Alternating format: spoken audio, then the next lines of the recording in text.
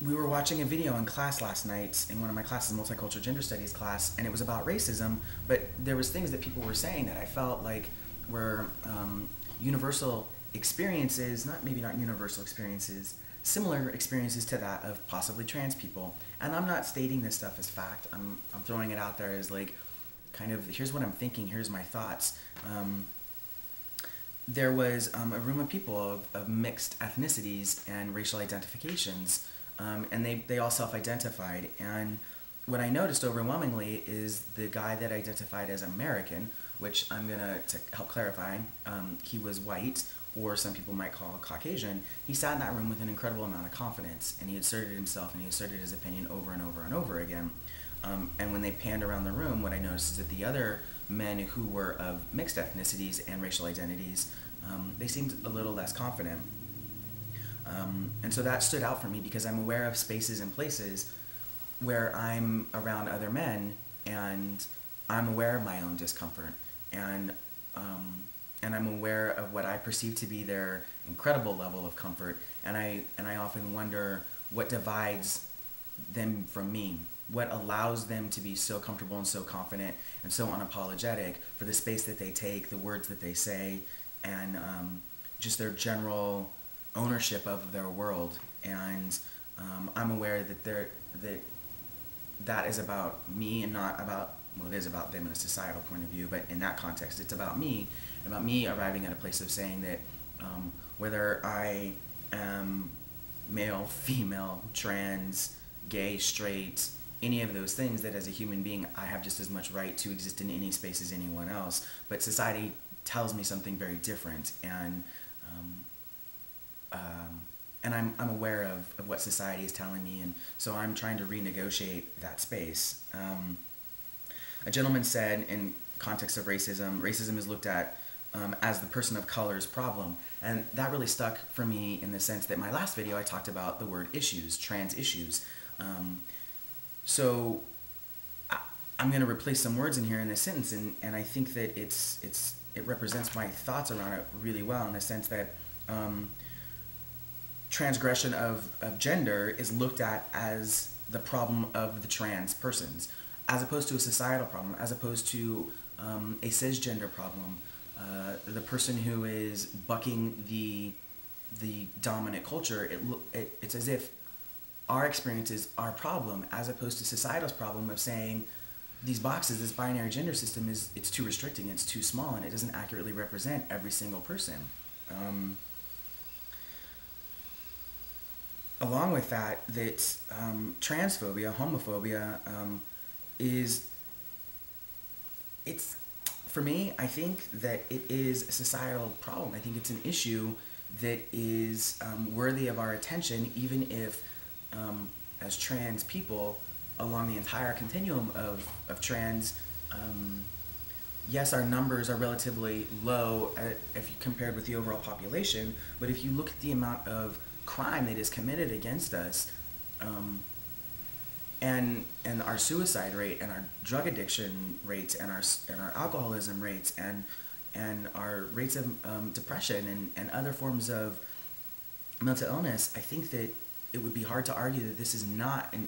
something that we need to take a look at. We need to look at how we're being impacted as a people. And I think that if society at large were to take a look at that,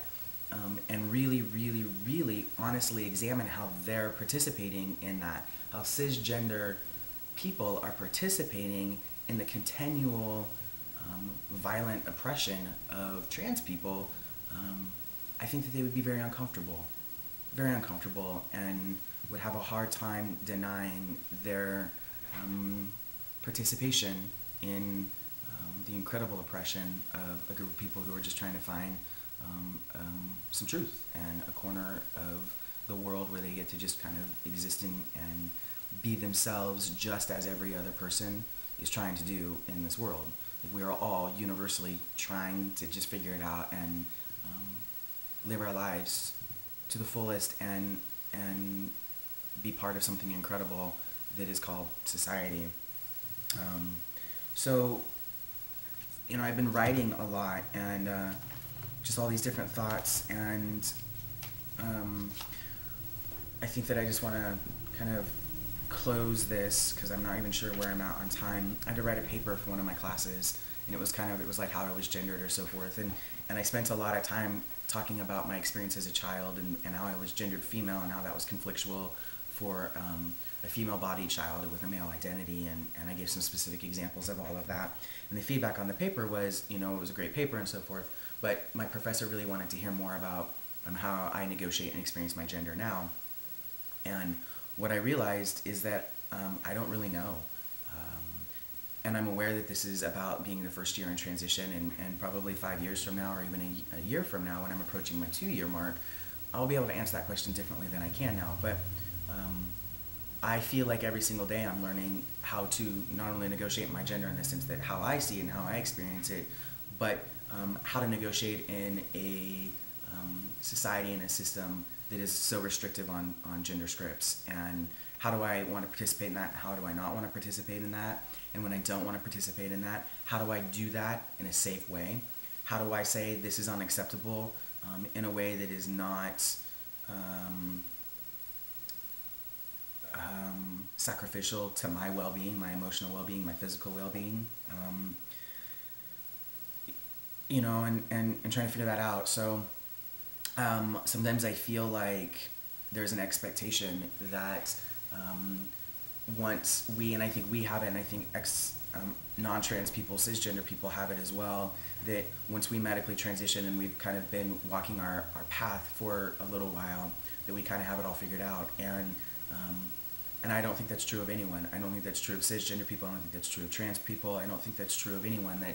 our entire lives is a process of figuring it out. And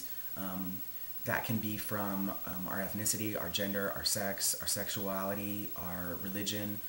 our profession, our education, all of those sorts of things. And but I would argue that all of those other factors that create our identity, our self-identity, our social identity, all those sorts of things, I would say that all of those contributing factors are filtered through primarily and predominantly our sex and our gender. So if I'm talking about my upbringing as a child and all the things that impacted and influenced me, all of those things filtered through the fact that as a child my sex was female but my gender was male, and so I didn't get to experience education not filtered through my trans identity as a child. As an adult, I don't get to experience